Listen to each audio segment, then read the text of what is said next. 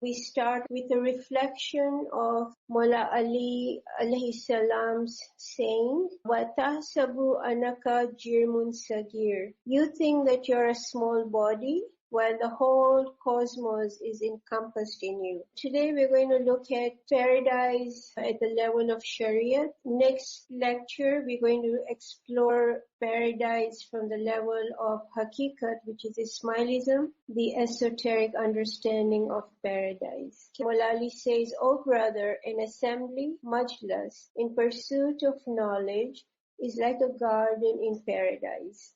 If you want to be in paradise on earth, then attend daily such an assembly." And we are just doing that and exploring. This one here is from Diwan-e-Nasiri. Nasir-e-Ishq Mawla ajab firdaus-e a'la hai, बुला ले अपने हर साथी के आजा अश्क बरसाएं. This again is a very beautiful quotation because it talks about the supreme paradise, right? Firdaus-e A'la. And since our presentation is focusing on the Ismaili understanding of paradise, in the second lecture, we're going to revisit this quotation. We will look at Firdaus, the paradise, in detail. Who can guess what this is? Dubai, maybe? Canada? Guess. Cairo, Lazar Park. Yes, absolutely. Thank you. We get enjoyment from these gardens with all our five senses. But how amazing if we can consciously be aware and mindful of our spiritual senses too, right? All right, this is another one. Edmonton. Yes, absolutely. In September, Princess Zara was here and they actually opened the Diwan. In this garden, clearly visible the Char Bagh. On this spot here, we have a water system. This is the main flow of water, which then goes to the second terrace, and then it continues to flow all the way out and beyond. All our senses come to play. We have a little bit of steam here. We have sound. We have all the flora and fauna. This whole idea of connecting paradise with gardens. On through many centuries, Islamic culture has continued to see the garden as a very special place where the human meets further proof of the divine. When we look at these char baghs, every single person benefits from these four rivers of paradise. But remember, there are levels. So everything also is at the physical, spiritual, and intellectual level. The rivers of pure water, the esoteric understanding of this is the intellect of the Imam of the time. And the river of milk is the soul of the Imam of the time, nurturing all humanity. So you imagine Imam is a fountainhead, the universal intellect and the universal soul. So his mercy, his knowledge, his love, his affection transcends and flows through all humanity.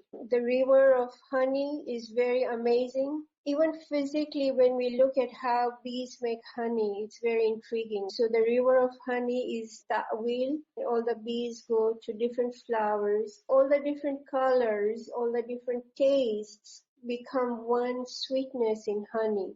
And those are the treasures of paradise, which is knowledge and wisdom. The river of wine. Throughout our presentation, please remember the square, circle, and triangle, the physical, spiritual, intellectual aspects of it. So physically, the river of wine is basically the revelation of the Holy Quran, the Ismaili understanding, and right now we are at the dawn of the spiritual cycle. Then it refers to the love of the Imam of the time. Words of our beloved Khudawand, where he tells us that the man who is not given to deep thinking. This is an invitation for us to really be consciously aware that anytime Imam says something or when we look at something, if we try and connect the spiritual and intellectual aspect to it, we can really get a holistic, amazing picture. The man who is not given to deep thinking and who does not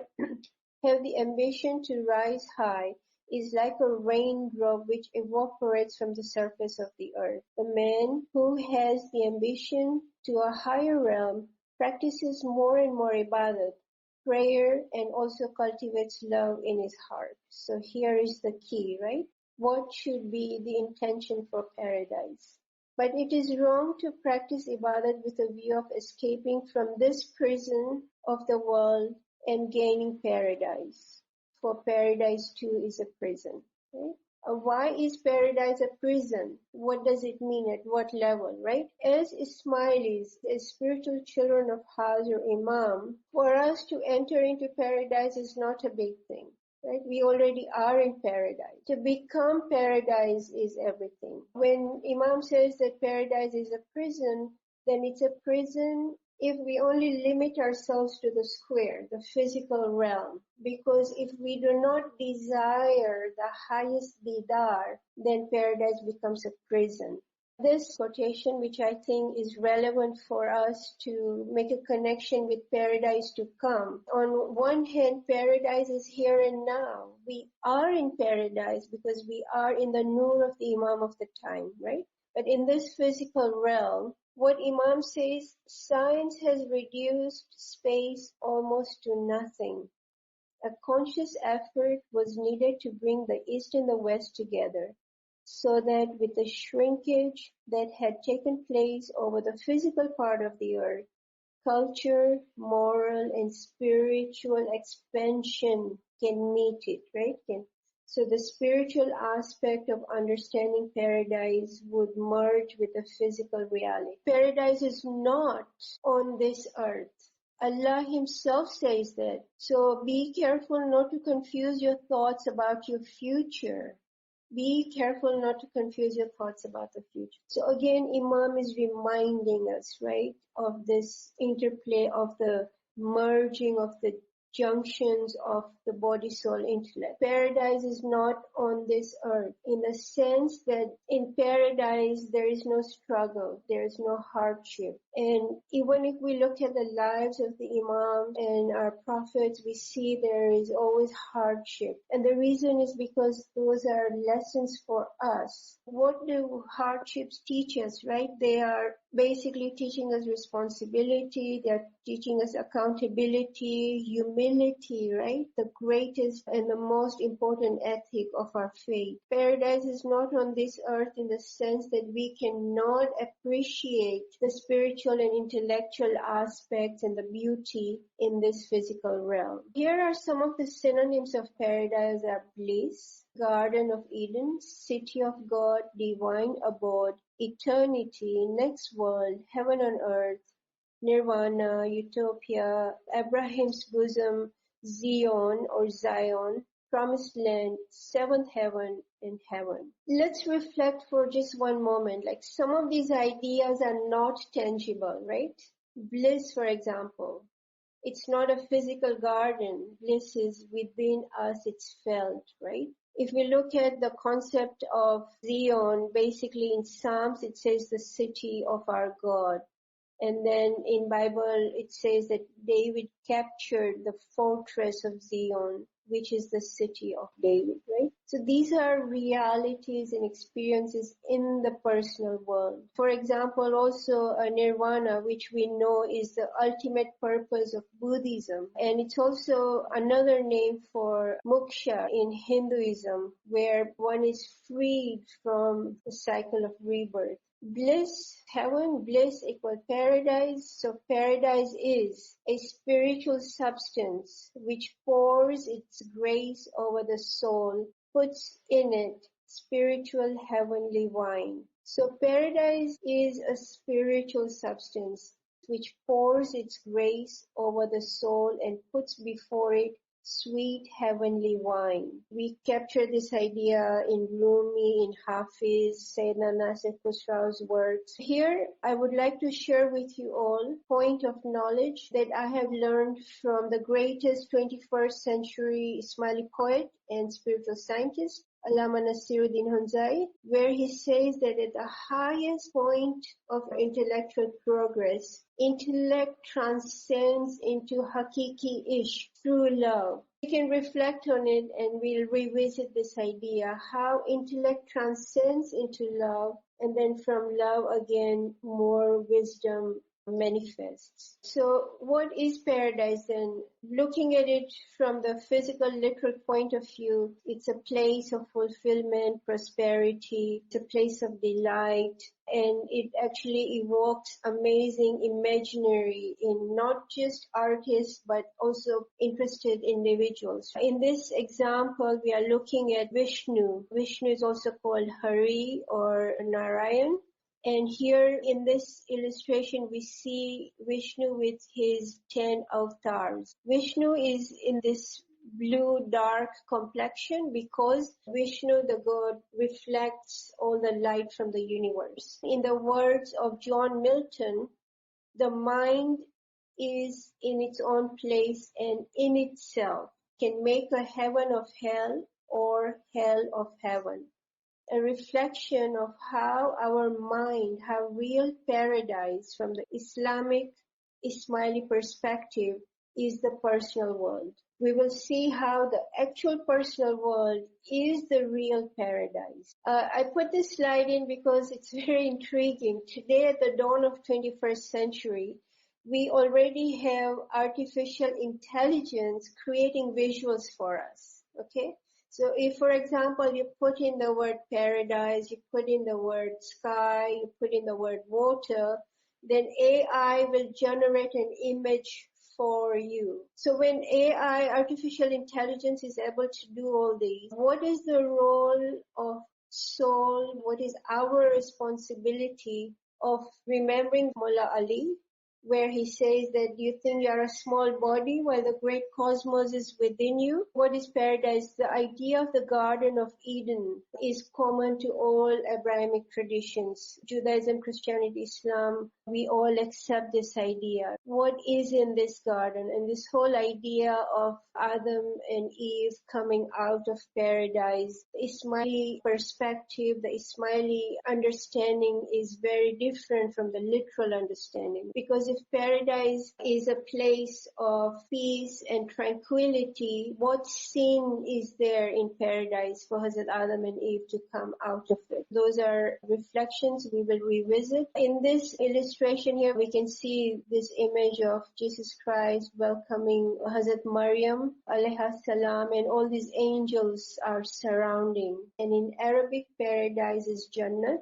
In Urdu and Persian, it's Bihish. And here you will see 7 levels of paradise are expressed. According to few narrations, there are more than 100 levels of paradise. Okay, so paradise, each individual is at a different level. So paradise also depends on the individual person's capacity of absorbing and learning knowledge. This beautiful hadith, Prophet says, pray to Allah for Firdaus. Okay, so what is Firdaus? Firdaus is the highest paradise. Okay, but is there a paradise higher than Firdaus? Yes, it's called Rizwan, okay, which is even higher. The Prophet telling us to remember, pray to Allah for Firdaus is because by reaching the level of Firdaus, we can attain the level of Rizwan. Paradise in the Ismaili Tariqa hadith, which is narrated by Mullah Ali, where it says there will be a bazaar in paradise in which there will be no buying or selling, only pictures of men and women.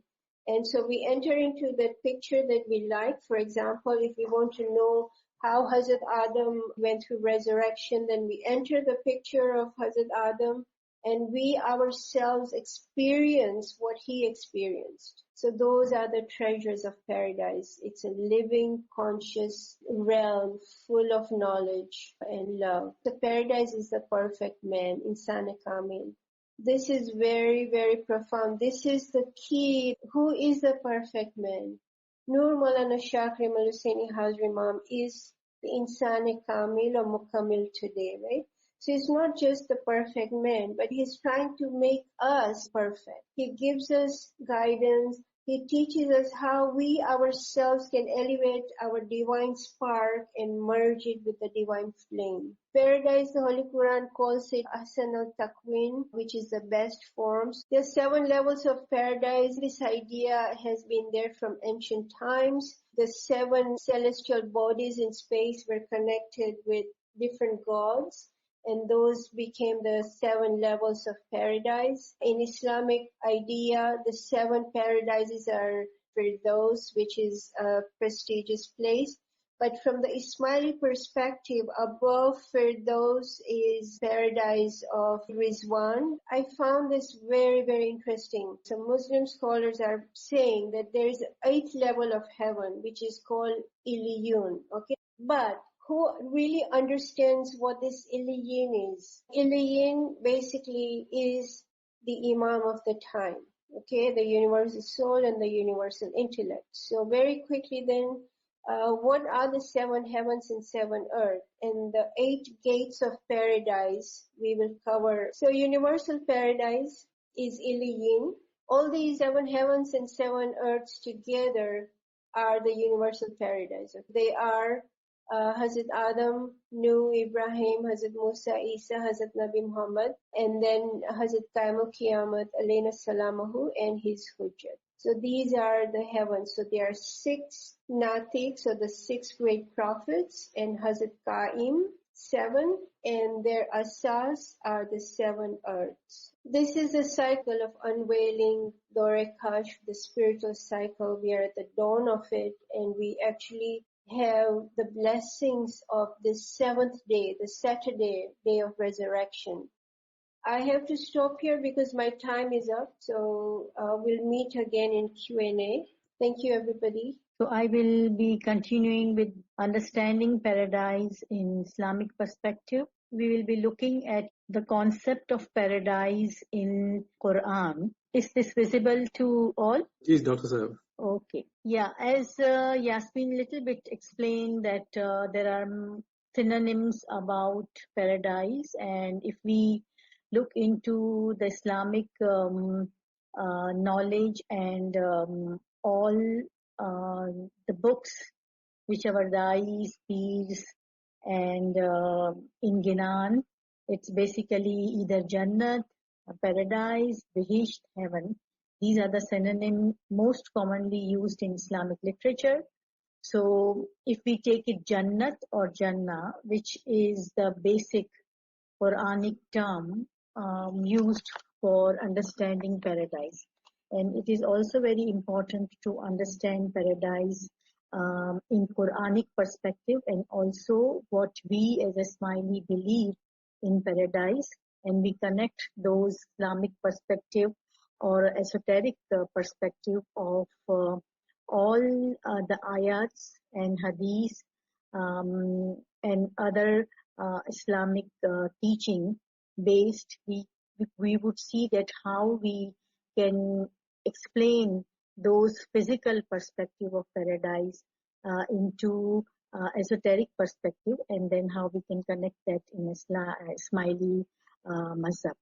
So literal meaning of Jannah, which is mainly used, the term which is mainly used in Quran for paradise is Jannat, Jannah, and it means garden, or whether garden of the earth or garden in the heavens, because Jannah has used in multiple times in Quran about the exoteric garden also, and the garden of paradise also.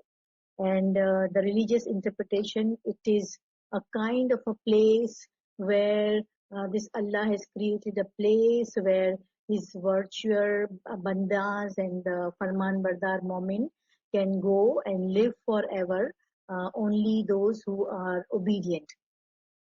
So if we see that the word paradise as Jannah 57 times in the Quran, and 52 which means the paradise, actual paradise, and the garden is 102 times, garden of paradise is again 72 times, and if we total them, it comes to around 200 times mentioned in about the paradise, garden of paradise, river of paradise, gates of paradise and the people of paradise. So all those explanation is given in around the whole of the Quran. And if you see Jahannam, which is hell, opposite of Jannat, it's 77 times in total. It's a huge description.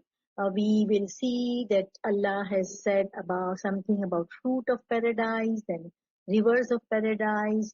Paradise is so huge and vast. There is a market of paradise. There are birds of paradise. There are ornaments in the dress of paradise, which we call it Behishti attire. There are also how Hurs and Ghalmans, they move and live into paradise, Arsh of paradise. So all those kind of explanation which is mentioned in Quran, actually that is for us and to understanding what paradise is. Generally speaking, if we see spatial and non-spatial, means makani and la makani. Makani means that has a space and time, and which is this world. This world has a space. We occupy everybody in this world occupy the space, and there is a temporal movement also. Because of the space, we have time. So we have a space and time. So that are spatial world, and the world which is called La Makan, which is non-spatial, where there is no time and no space. So there is also a world where there is no time and no space. That world is also very important. So people, other than those who believe in exoteric aspect only, or those who believe in Zahiri aspect of the paradise, they see only a paradise as a special thing. They see paradise as a Makani paradise, and they would not understand what is the non-special or La Makani paradise. So these are the pictures they are giving, and Yasmin has shown wonderful pictures that how all those beliefs, they just reflect on imagination what paradise will look like, because they can see and they can imagine those paradise and the glad tidings and the nemat of the paradise as a special one, as a makani one, as a physical world one, and not as a spiritual thing. So what usually I have collected these information from multiple sources, and then these are the basically all the references also given that Jannat or Jannah is as wide as heaven and the earth. So if you see the whole measurement of this earth, the paradise is also equals to this earth and the heavens. Then they says in Quran also it says that people of Jannat lives in beautiful mansion. There are royal bungalows for them. They live in this deepening shade. There will be bunches of fruits hanging low within their reach. People of Jannat will have abundant fruit and drinks. They will have food, meats, and whatever they desire, they can eat. They will drink the river from pure water, milk, wine, honey, and the wine is actually crystal white, delicious, and free of intoxication. And they will wear bracelet, gold, pearl, green ornaments, fine silk clothes, and they will also be very healthy and will never feel fatigue. So these are all the descriptions from all of the Quranic academy if you find, and they enjoy the companionship of their pure spouses. They are with their righteous family members, and there will be no resentment. Some of the spiritual and emotional pleasure, they have the didar of Allah, they can see Allah, and whatever they wish, it will come true, and they will recline adorned on a couches. So what a beautiful imagination of somebody is going into vacation, or somebody is in like just in a pleasure mood and have no work to do, just reclining.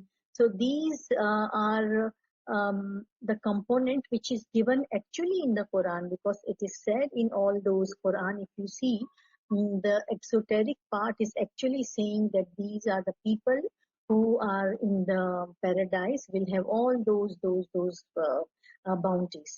And if we see in this world, if you have a lot of money, you can go relax and have a vacation. You can have fruits and all kinds of things. It is also available if you have money, and more good sceneries than it is described in Quran in many parts of the world. As Yasmin has shown, that there are beautiful gardens and there are a lot of beautiful mansions for the people who are rich.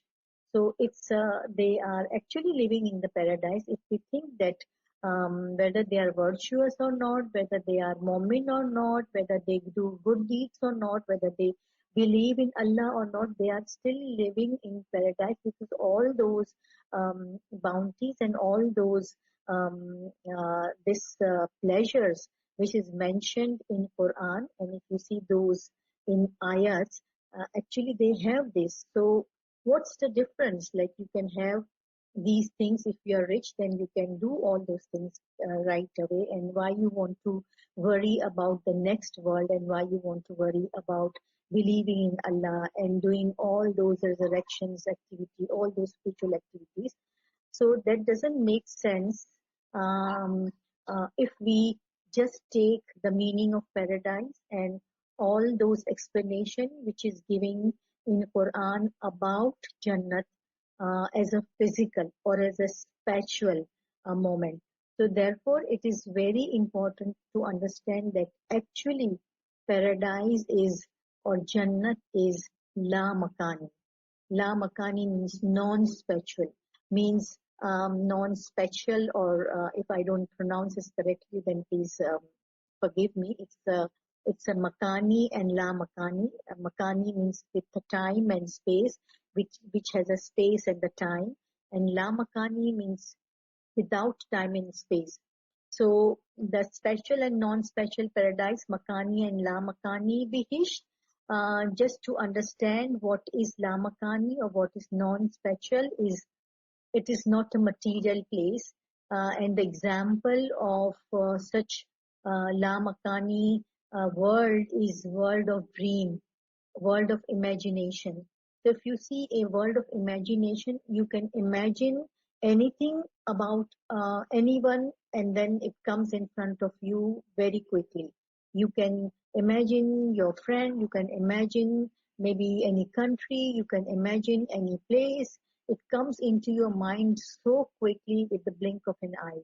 So it comes to you directly, but it has no space and no time. So it comes to you right away. And in the world of dream also, there is no space and no time.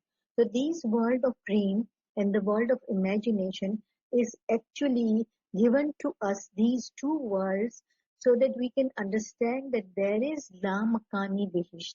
There is something which is non-special, which doesn't have the space and which doesn't have the time, and that is very much connected to the spiritual world. So with the world of dreams and the world of imagination, and the higher world, if go by the ranks, then this is the physical world, then we'll have world of imagination, and then world of dream, and then world of spirituality, and the world of intellectuality. So these are the ranks of all those worlds, and these are the ranks of all those behishts. So spiritual world can be understood, and spiritual paradise can be understood by world of dream and world of imagination. And if we improve and purify world of imagination and world of dream, then we can enter into the spiritual world, and we can enter into the non-special world or non-special paradise. So non-special paradise, which is at the level of perfection in the paradise. So Bihisht is actually spiritual and intellectual. There is no physical Bihisht somewhere after the world. We will go into some place where there is a place where It's a vast place like heaven and the earth, and the geographically area, but it is something which is very spiritual and very intellectual. So since paradise is intellect and soul, and it is non-special, but then we can link that this is connected to the spiritual soul. So that is our connection with the spiritual soul, with this earth also. So that's the reason we live in the earth, but our connection is in the universal soul. So there is a connection. There is a connection of makan and la makan. There is connection of the space and time with non-space and non-time. So this connection is there. Now it is up to Momin that how they can move from spatial world to non-spatial world and see the paradise currently right now when they are living, or after inhalating Imam of the time they will see or they will maybe investigate, or they live in those non-temporal and non-spatial paradise.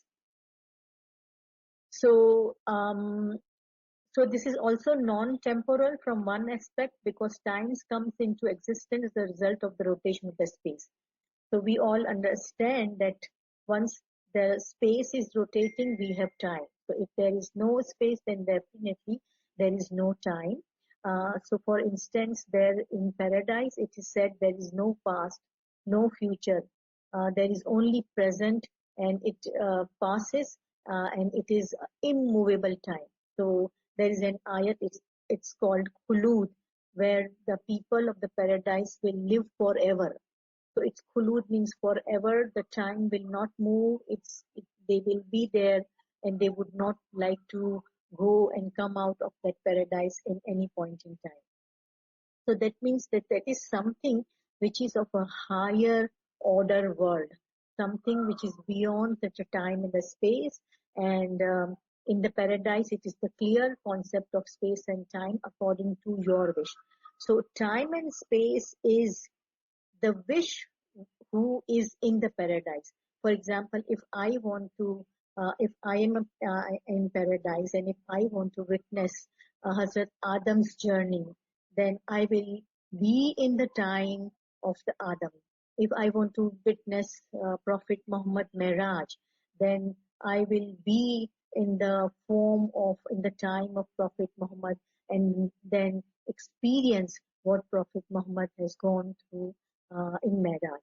So it is the wish of the person at the higher level, where whatever he wishes, he can witness and experience that. In fact, he will be given all the experiences of all the time. And that is the word or a concept in the Quran will come later, that how it happens. So to explain more clearly, this is a book. I don't know whether you can see, this is the book which is called Guldastai Irfan, and there is very beautiful poem in Allama Sahib has explained La Makan Ki Kaifiyat, the quality of spaceless world. And why I brought this, because this is very important for all of us to understand. And because we often forget and we think that everything is tangible, and it's time bound and space bound, and we forget the spiritual ranks which are not time bound and which are not space bound. So, and there are a lot of qualities. There are 26 verses, but I have just mentioned here maybe 5-6 verses which are very important. So in Urdu it says that garche bartar hai makan se had kaise la makan, jalwagar hai surat alam mein paida o nihan. Like beyond space is the boundary of the spaceless world's quality. In the world form it manifests openly and hiddenly. And then है तसव्वुर ला मकान का बस अजीब व दिल फरेब, ला हयुला व मसाफत एक जहाने जावेदान. So the spaceless world's concept is extremely amazing, fascinating, an everlasting world without matter and distance it is. And the third stanza, Loh kursi la makan hai, rahmat kul la makan, jaan alam la makan hai, jaan fiza or jaan satan. Tablet, pedestal, and a universal mercy and the spaceless world. Universal soul is spaceless, soul nourishing and soul seizing. I will just read now the English translation. The essence of elegance and beauty, the source of painting, possessor of recognition and realities, origin of paradise's pleasure. Although he is but a drop, this is very important that although he is but a drop, the ocean is contained in it. In a drop, the whole ocean is contained in it.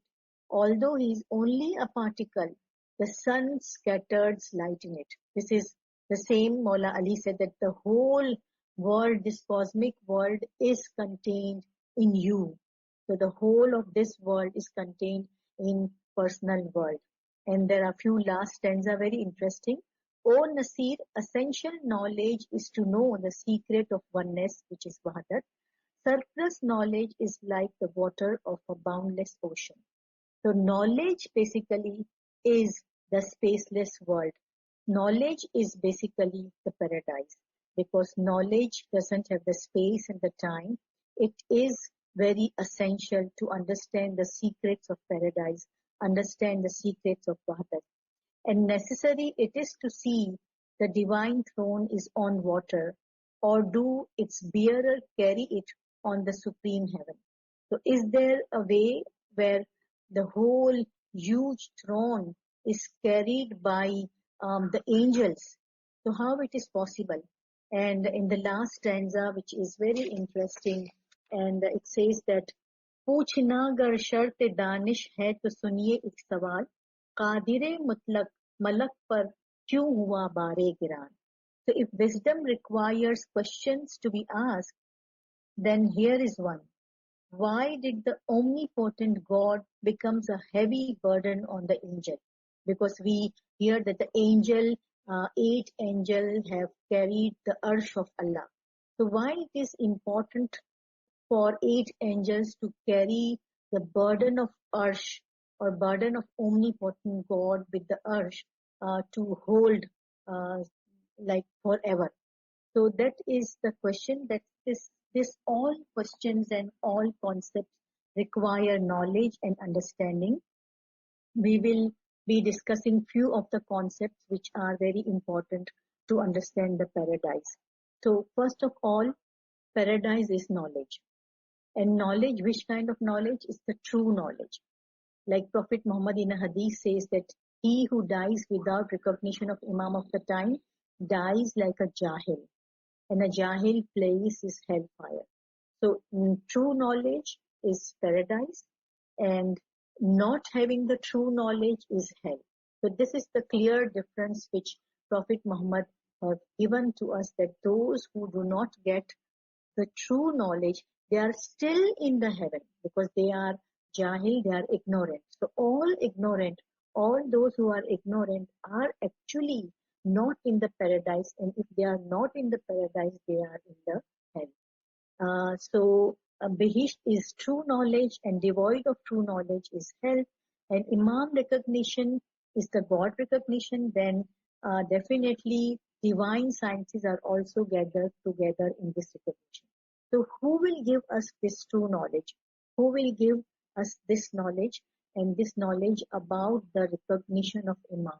So if we obey Imam, if we recognize Imam and truly recognize Imam, then definitely we will be able to get all those knowledge which is giving us the non-special paradise, which is true knowledge, and we are still in the paradise. There is one hadith that God clears a path to paradise for the one who follows a path of seeking knowledge. And the angel lay down their wings for the pleasure of the seeker of knowledge. As for the learned, which is alim, Whoever is in heaven and the earth, including the fish in the water, seek forgiveness to him and the excellence of the learned one over the worshipper. And Abid is like that one of the moon over all the stars. So this hadith is clearly explaining that the one or the mu'min who walks for seeking the knowledge or who do hardship or any struggle to get these true knowledge, actually the angels lay down their wings and they pray for that mu'min and then they help that mu'min to gain the knowledge. And this is the hadith in Tirmizi. Like one of the verse which Allama Sahib always says, and I like this, that बागो गुलशन की सियाहत में जरा सा हंस तो है, सैर इल्मी के लिए सबसे बेहतर है किताब. So there is, you can go and walk, and there are a lot of pleasures in this garden, which is an external garden, but the best garden is Sera Ilmi. So Ilmi garden is the best garden, and for that you will need a book. We all will need a knowledge, and that's where we always try to read the books, whatever books are available to get the true knowledge. And then since the paradise is the intellect, it's concerned with knowledge. So there is an intellectual pleasure in Jannat. There is not a physical pleasure, but that is an intellectual pleasure. And there's a teaching and learning going on, which is the activities of those who are living in the paradise. Like, for example, in Surah 36, which is Surah Yasin, Ayat 55, it says that on the day of on that day, means on Qiyamah, people of paradise, according to their rank, will have joy in which they do. So what will they do? They have joy in intellectual pleasure and intellectual learning. The best activity in the paradise will be concerning the intellect, understanding, knowledge and wisdom. In fact, there will be many activities, but one special activity is teaching the true knowledge, because there are rank of knowledge in paradise. This is very important component, because why we also have to learn and gain true knowledge for this world also, and then in hereafter, when the people and the spiritual ranks will be there in the paradise in the world after, because all the spirit, all the people's souls have ranks, and then if we have got the knowledge in this world, we would be able to teach in the paradise. So there is a joy in teaching also, and there is a joy in learning also. The people of entire world, since we believe that the people of entire world will eventually be brought into the paradise by force, and we have seen this in hadith that will akhir, like eventually all the people of this world will by force will be taken into the paradise, and they will not have any knowledge. They will not have true knowledge. They will not have the knowledge of the Imam of the time. So they will be taught gradually. So it is now, if we gain understanding and knowledge and wisdom, the more we get understanding of knowledge and wisdom of Quran, of the Imam of the time, of all those understanding, we would be the one who will be teaching all those souls who are brought forcefully into the paradise, the people of the world in the spiritual form. Like Holy Prophet says that most of the people of the paradise are simple-minded. In Lugat-e-Ba of Hadith of Kitab Hadith, it says that Ahle Jannat al-Bala, means the people are simple-minded, or if they are a kind of, they don't know. So Bhole Bhale, actually the Urdu the translation is Bhole Bhale, those who do not understand. So people say that Bhole Bhale means they are very innocent. So Bhole Bhale means innocent also, but there is innocent in terms of they don't know anything. They don't know, they do not have understanding of the true knowledge. They may are very clever in this world, but they have gained no true knowledge. Imam of the time, recognition of the Imam, and all those recognition, at least at the level of ilmul yaqeen, they will not have those knowledge. So uh, we would be the one who gained knowledge in this world, would be able to teach them, and then also simultaneously we will learn a lot of things. So this is an indication to the fact that the bounty of knowledge which is in the paradise and in the form of teaching and learning. And the simple-minded people will eventually become the learned one by acquiring knowledge. So this is the level and the ranks of the paradise. The other concept is Imam is the fountainhead of guidance, we all know. And so Imam is, as Yasmin explained, that actually our paradise is Imam. So if we talk that who is paradise, where is paradise, Imam of the time is our paradise, wahi hamari jannat hai. So there is always a person amongst the people and who can mislead and show the path of hell. So in contrast, it is very important and necessary that there should be a person in this world who is able to guide the people on the straight path and make them enter into the paradise. So who are they? They are the Prophet and the Imam of the time, or the true guide for Mu'min, who can show the straight path so that we can enter into the paradise. And Imam Sultan Muhammad Shah Salawatullah alayhi has said that if you want the hereafter paradise, then keep your soul in the love of God. You should always think about Mawla, think about him and think about Imam, and never forget him even for a moment. So this Imam actually was trying to explain that if we want to enter into paradise, it is important that we should love Imam, and out of love we can also gain the intellect. And as we know that to love, it is also important that we need a knowledge, and then to recognize the Imam, we would need knowledge. So the knowledge and ibadat, both hand in hand, will make us enter into the paradise. And it is the luminous guidance of Imam of the time in this world that people can reach paradise. There is very one important, interesting concept which Pir Nasir Khusro in Wajh-e-Deen has explained. And then it is in Quran also in Surah 38 to 62 to 63. It is said that the people of hell, they will say, like Allah is saying that people of hell, they will say that what happened to us? We do not see the men we counted as wicked. Was it that we took them wrongly for mockery, or is it that our eyes turned away from them? And the term they use it ashrar. Ashrar means sharir. Where are those sharir lo? Where are those wicked people?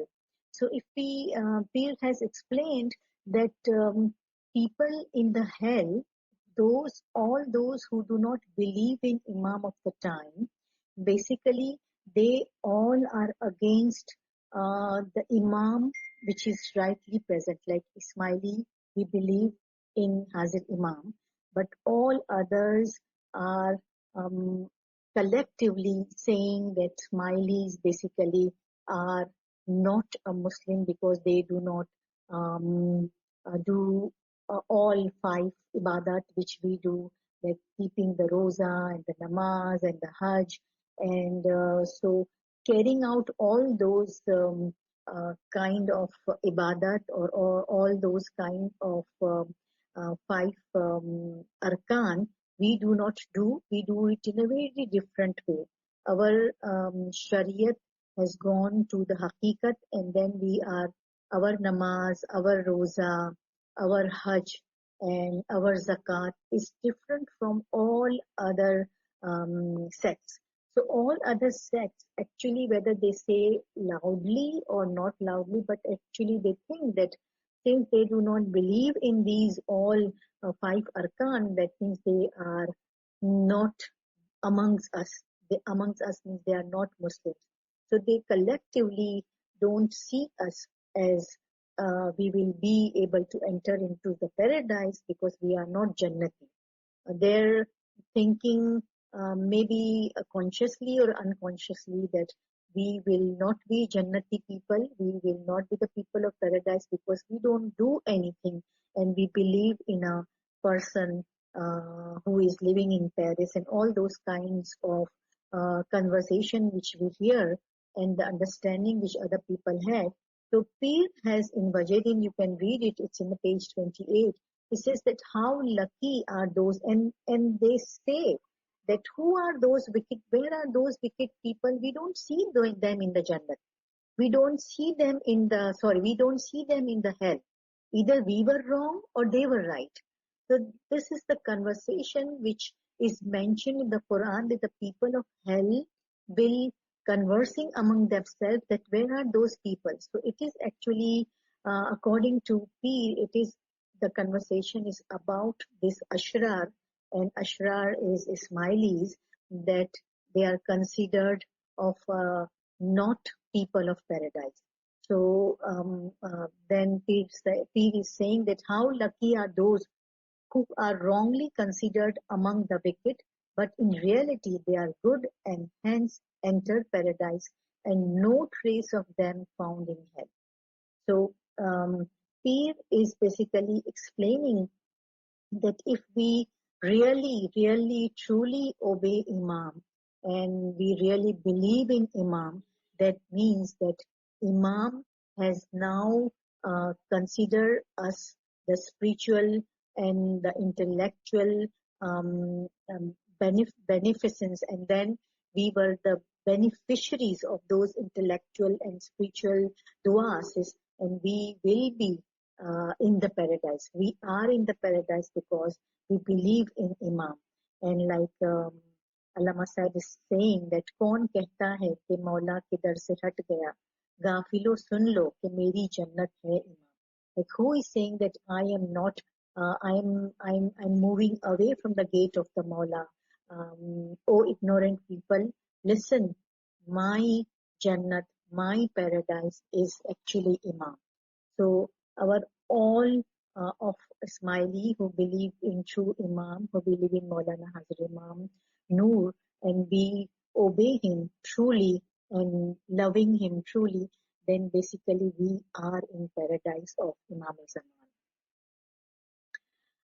One other concept is about every bounty is possible in paradise. So there are 5 verses for them that for the people of paradise, therein shall be what they desire, and with us and there is more. So whatever they desire, it will be given to them.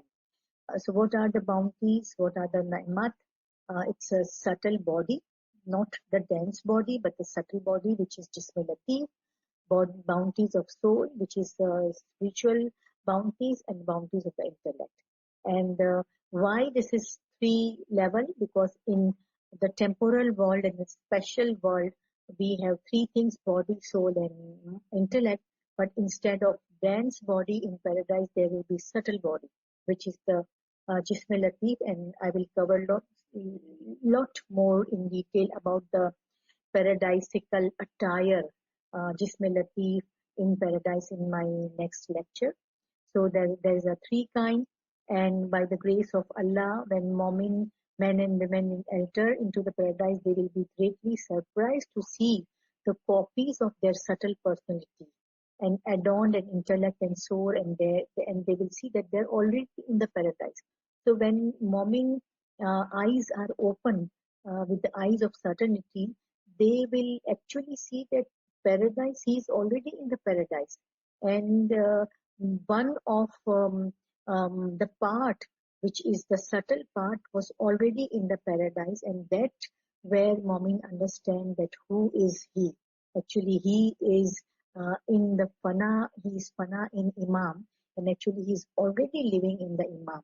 These living and speaking copies are paradisical attires because of the essential beauty of paradise is that everything in it is a pure life and pure intellect. Therefore, that body speaks and scatters and gems of knowledge and wisdom.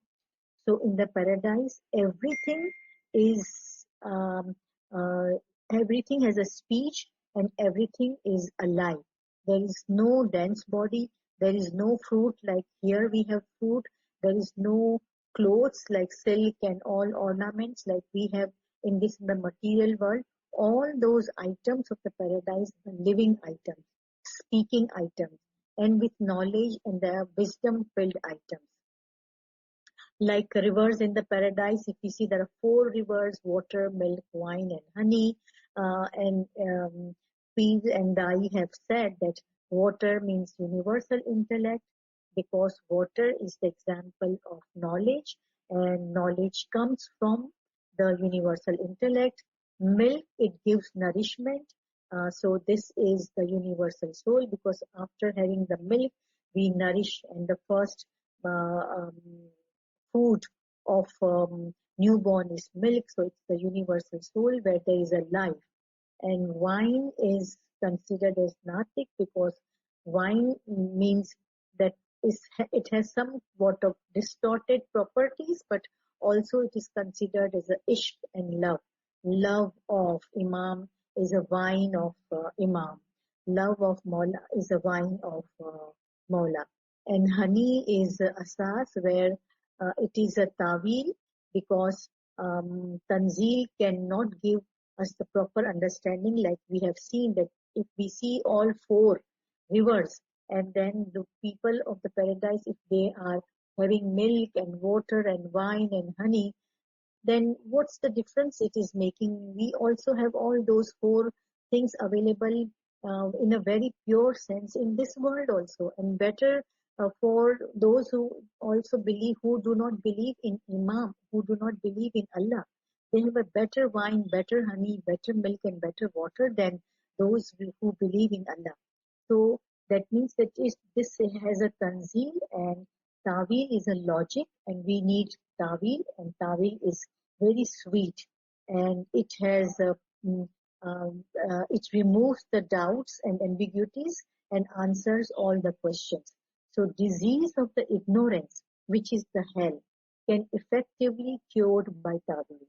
So all those tanzili points about the paradise, which people do not know because they are not in the esoteric belief, and they do not have believe in the Imam. But those who believe in the Imam, and those who believe in Tawil, and those who believe in esoteric sense, they understand that this is not something physical paradise.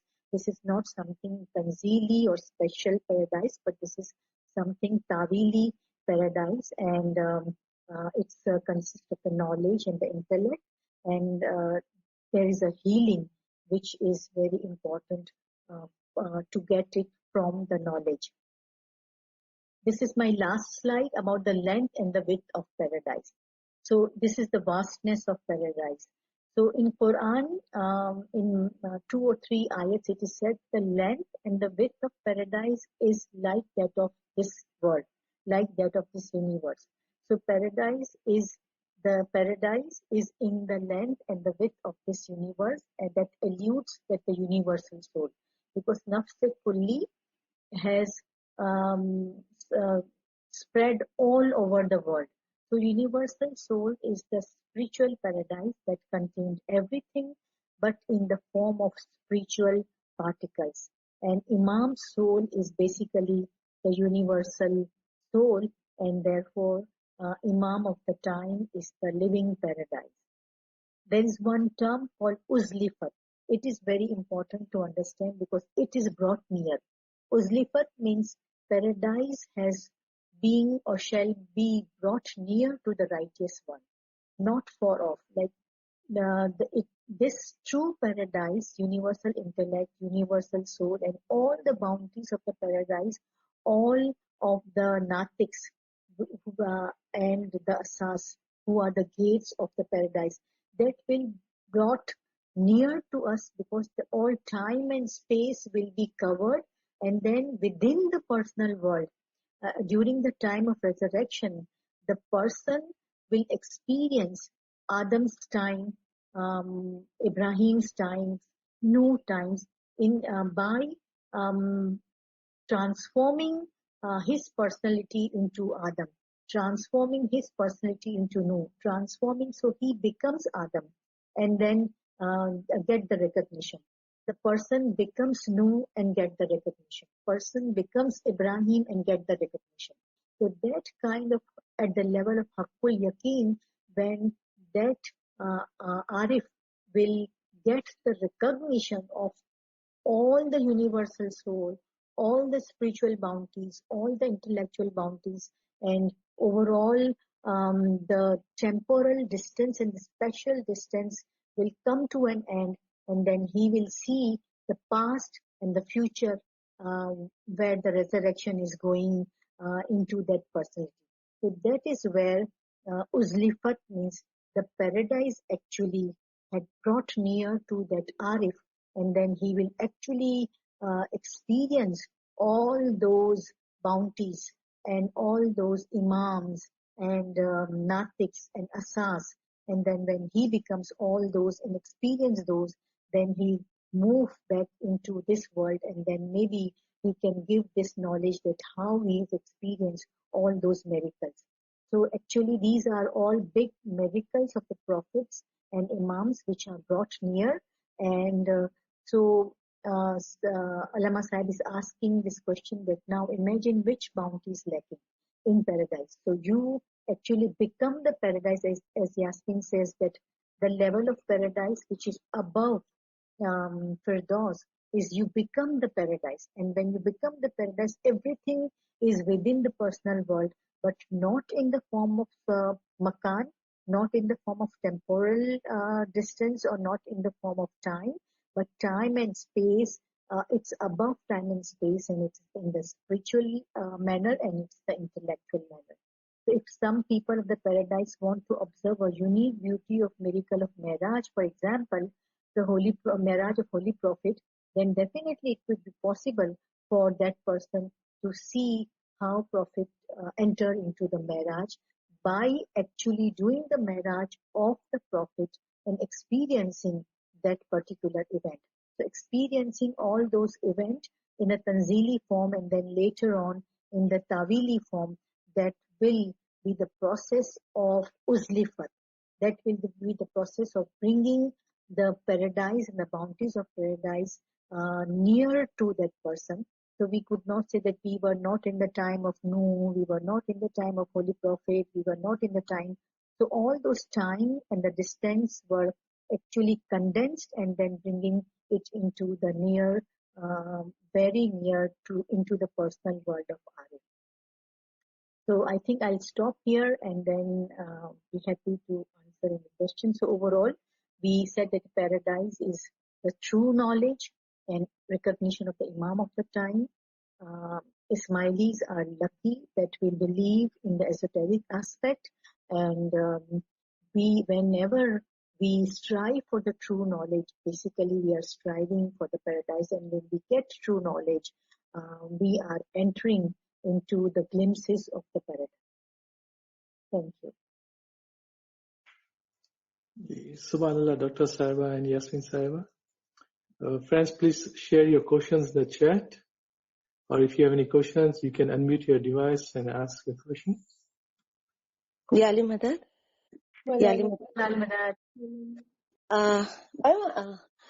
जैसे आप पूरा जो समझाए, so we are like, हम लोग चाहते कि हम वो लेवल तक पहुंचे, but my always एक दिमाग में आता है कि जन्नत में जो अजाजिल का जो कॉन्सेप्ट है, या हजरत आदम के साथ जो हमारे साथ भी है, जो हमें रोकता है, तो ये अजाजिल को थोड़ा सा अगर आप इसमें समझा सकते कि how we can overcome to reach that Firdaus or Jannat. So the immediate action to undo the influence of Azazil during Nurani Ibadat time is to do zikr, to recite a Ginan, a Quranic reference, remember a Farman, do zikr ilahi, but do it really, really fast and with concentration. If you're alone, then recite it really loudly so the voice would get into your ear. as that's the right action to do at that point in time. To protect yourself from Insi, Shaitan or Azazel, friends, colleagues, family, you need knowledge. To protect yourself from Jinni, Shaitan or Azazel, you need Giryavzari. So the key is immediate, continuous, rapid zikr. This will undo all disturbing thoughts and will help in concentration. So for example, if you are in Jamaat Khana or if you are not alone, then recite Ismi Azam in your heart really, really rapidly. If you are alone, then you can recite it loudly. For example, Al-Hayy, Al-Hayy, Al-Hayyul Qayyum, Al-Hayyul Qayyum, Al-Hayyul Qayyum. Yeah, and like Allama Sahib has also written a lot about how we can control this negative powers. We call it Azazil or we call it Shaitan, or these are all negative powers which are with us, and the positive powers also with us. So they actually see the condition of our heart.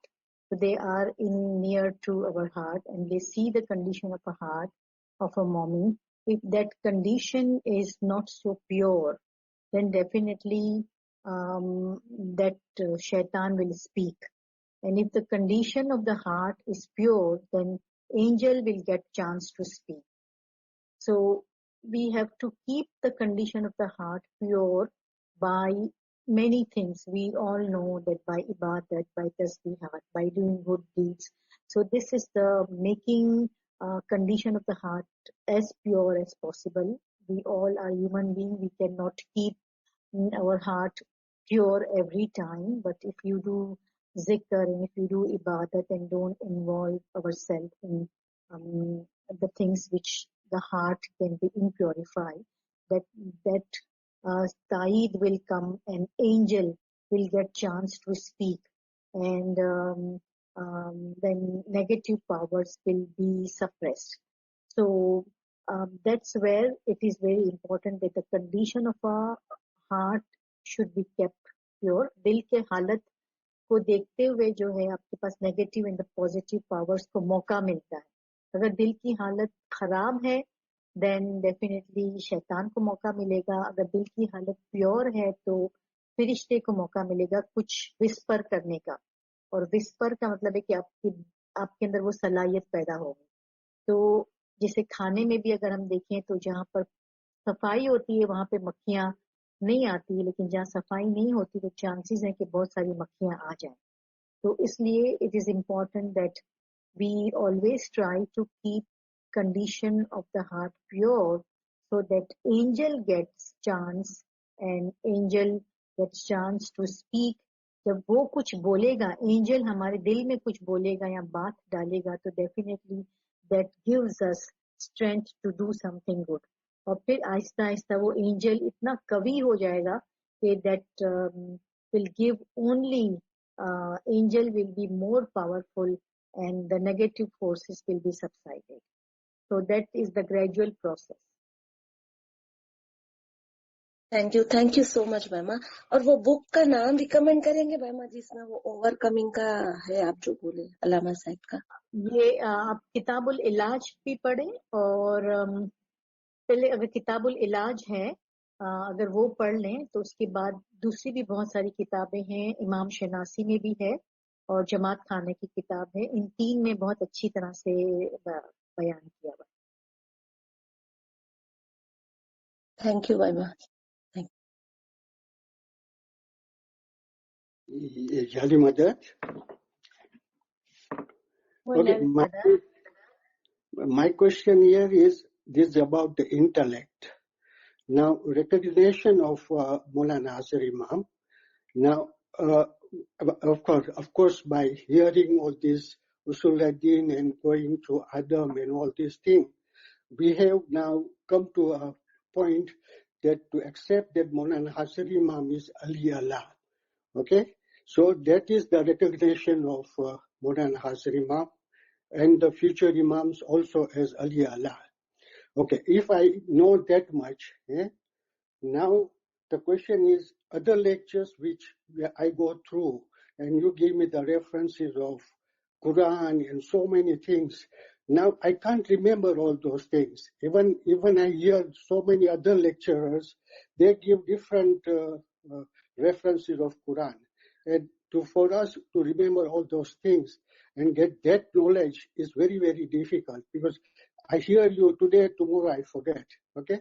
So if I have this knowledge up to this level that Maulana Hazar Imam is Ali Allah, is it enough? And then if I do Ibadat Bangi and I purify myself completely, and then I have an Ismai Azam. Now, if I go, progress in Ismai Azam, now is that not called an intellect? I get automatically intellect coming to me by progressing in Ismai Azam. Then once I know who is Ali Allah at that level.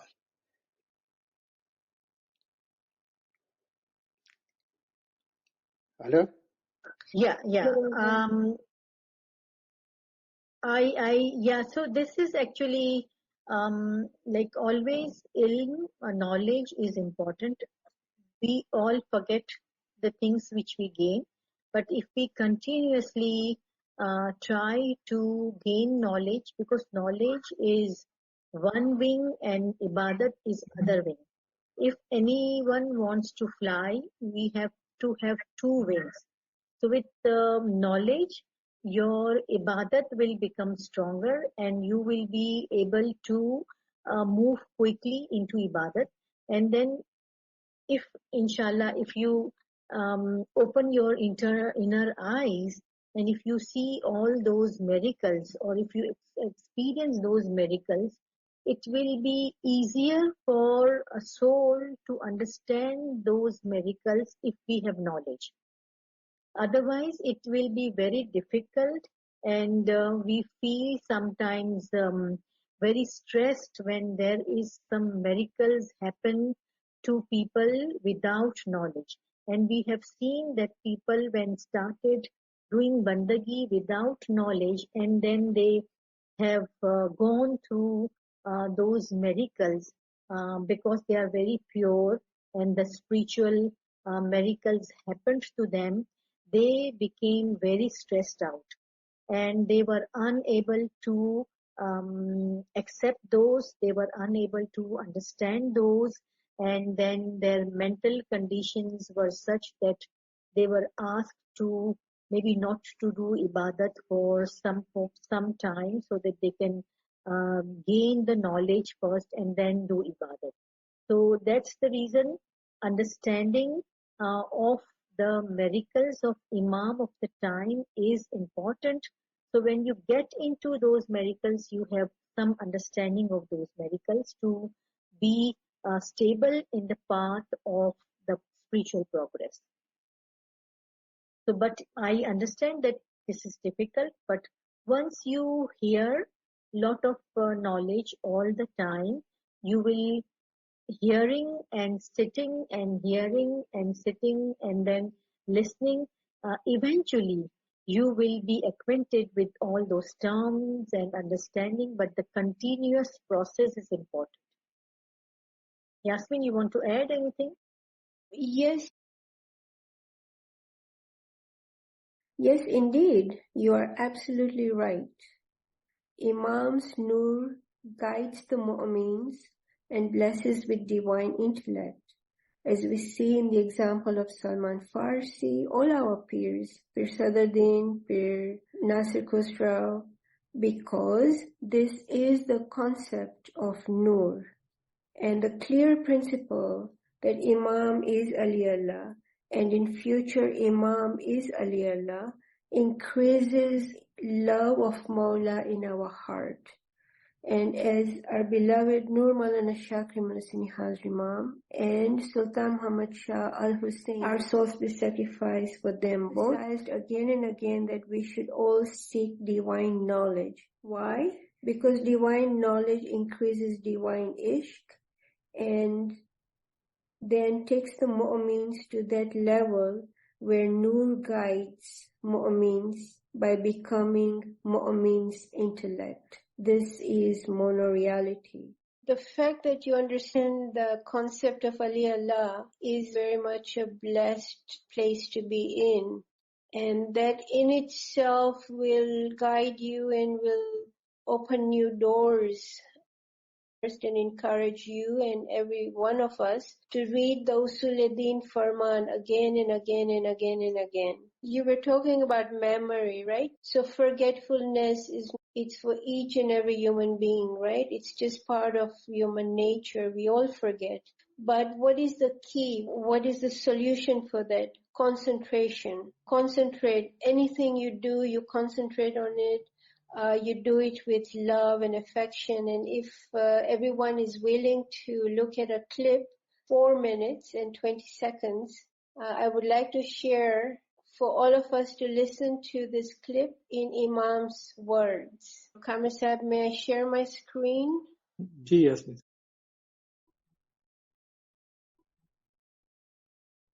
Do not do anything half-hearted. Do it intensely. Do it with all your power and strength.